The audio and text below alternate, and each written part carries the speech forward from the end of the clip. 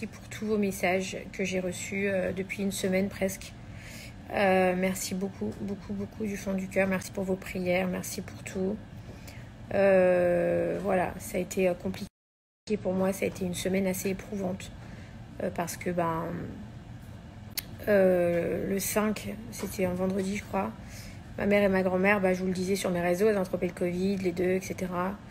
Et je faisais la maline, je disais c'est des guerrières, c'est des guerrières.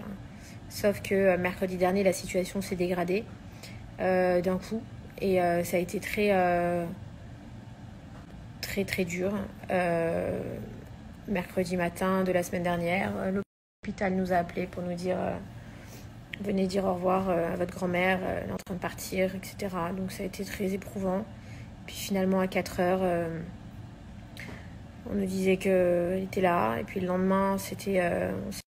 le lendemain, on nous a dit... puis le lendemain, on nous a dit, ça va... Enfin, non, ça va pas. Elle est au maximum d'oxygène qu'on peut lui apporter. Mais elle est là. Et puis le lendemain, on nous a dit, écoutez, elle a 10% de chance de survivre. C'est très compliqué. Parce qu'elle est âgée, parce qu'elle est diabétique, parce que elle a développé une forme assez grave et que du coup, voilà. Puis le surlendemain, on nous a dit, elle est encore là. Et puis le surlendemain, après, on nous a dit, ça va pas, vous attendez pas à grand chose. Et en fait, on est comme ça depuis une semaine maintenant. Donc c'est très compliqué à vivre parce que c'est très dur.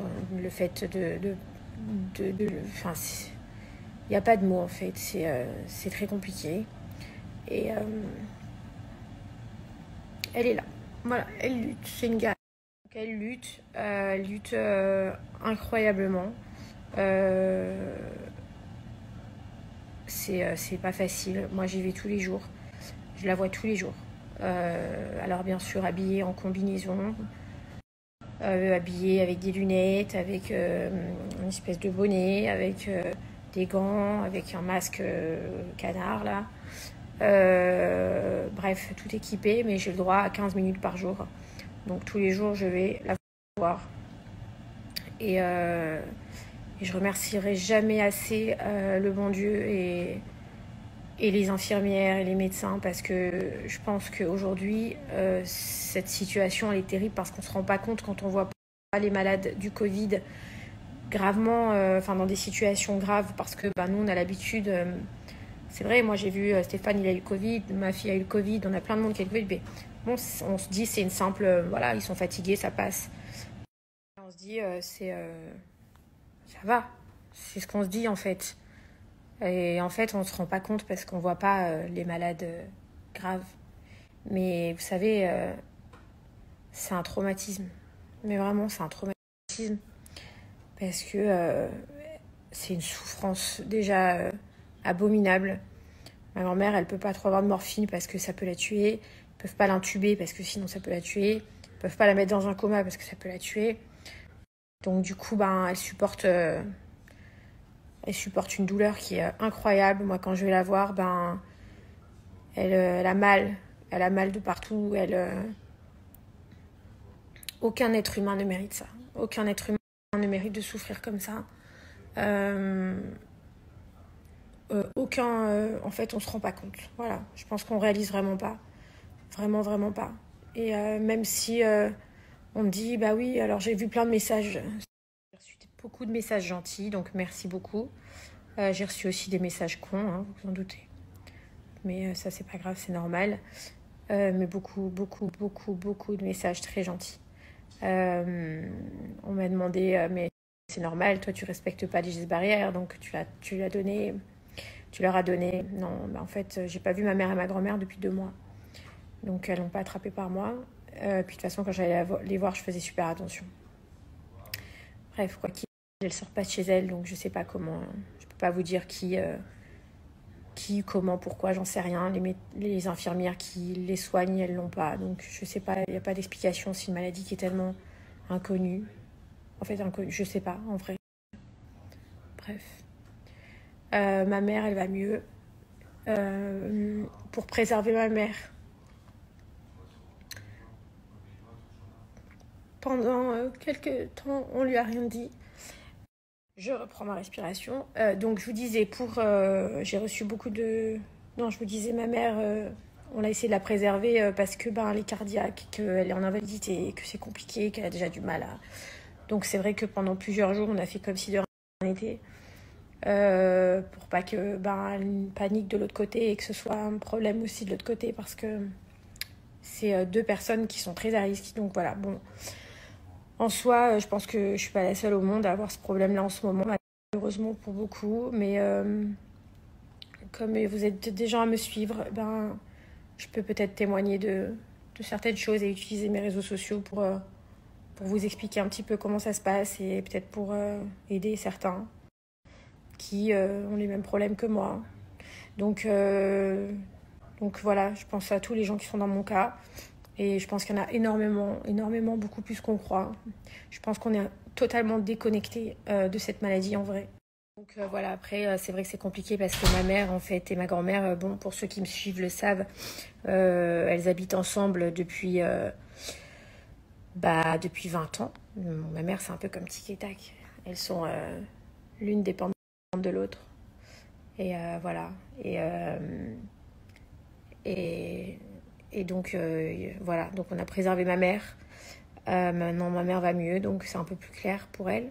Maintenant, pour ma grand-mère, je pense que le plus dur aujourd'hui pour nous, c'est d'une, c'est de la voir souffrir parce que personne ne mérite ça et que c'est un traumatisme à chaque fois. C'est trop dur.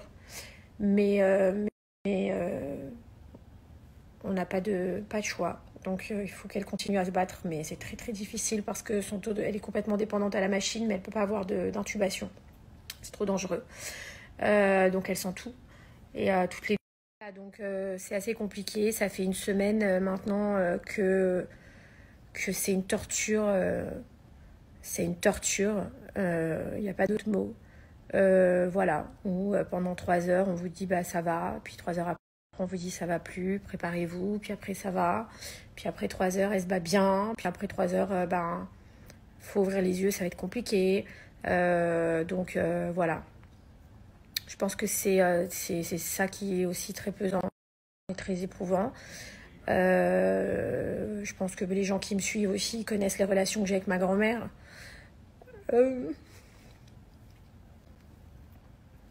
Comme beaucoup, on est tous dans le même cas. Je pense que je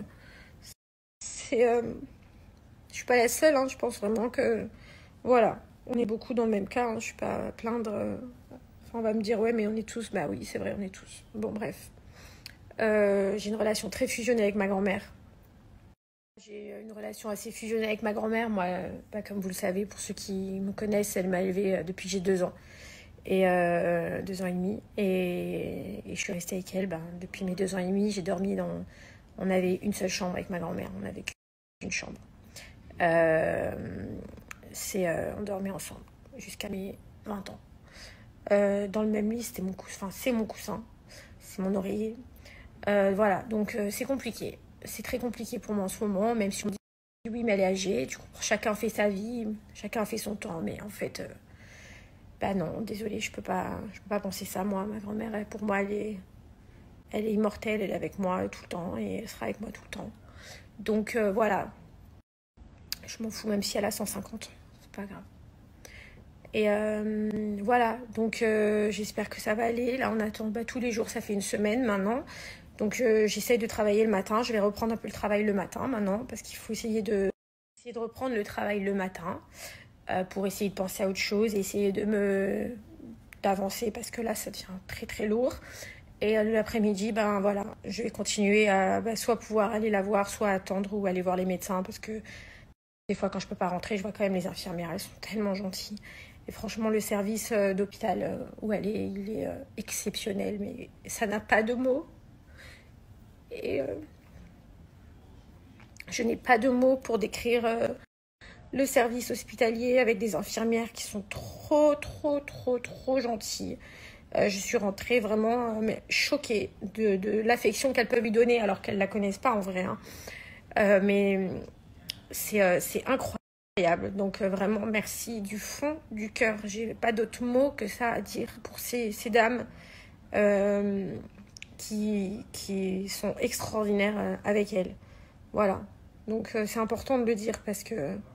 Donc pour l'instant, je vais rester là parce que vous doutez bien que tant qu'on ne me dit pas que la situation est stable et que je peux rentrer à Paris la tête tranquille, mais je ne bougerai pas d'ici. Donc là, on est à l'hôtel et je ne compte pas bouger en fait tant qu'on va pas me dire que ça va aller ou alors que ça va pas, mais au moins que je sache, voilà, je la laisserai pas quoi qu'il. Donc je vais travailler le matin d'ici. Je vais aménager un petit bureau là. Voilà, et puis j'attends, et voilà, c'est tout. Donc voilà, donc je voulais vous remercier pour m'avoir envoyé beaucoup de messages et vous donner des nouvelles. Donc voilà, il faut prier encore, je prie encore, il faut continuer à lui envoyer plein d'ondes positives. Et voilà, et si Dieu veut, ça va bien se passer, ça va aller, hein. C'est une guerrière, de toute façon déjà, franchement, même les médecins, ils m'ont dit, ils sont choqués. Oui, je vous disais que les médecins, ils me disent, ils sont choqués de comment elle tient le choc à son âge et avec les pathologies qu'elle a, hein. Donc voilà, c'est ma grand-mère, c'est comme ça, c'est une guerrière, elle est incroyable. Et je l'aime trop d'amour et je meurs pour elle, voilà, c'est comme ça. Et puis voilà, c'est tout. Qu'est-ce que je voulais que je vous dise d'autre? Il n'y a rien à dire. C'est tout. Donc merci beaucoup pour tous vos messages et faites attention à vous, faites attention à vos proches.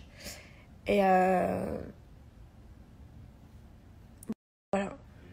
Et puis je vais reprendre les réseaux, je vais essayer de refaire, d'avancer et de continuer parce que je sais pas combien de temps ça peut durer cette situation. En vrai, j'en sais rien. Même les médecins, ils savent pas me dire. Donc je vais me botter le cul, hein. Je sais pas si l'expression se dit bien, mais voilà, je pense que là, il faut que j'essaye de faire quelque chose un petit peu pour m'occuper la tête. Et voilà, donc je vais essayer aussi de reprendre mes réseaux sociaux, de vous donner des nouvelles et de vous dire comment ça se passe. Et puis, comme je vous dis, peut-être que ça peut aider, je sais pas. Je sais même pas si ça peut aider ou pas, mais bon. Ma foi, on verra. Et voilà. Et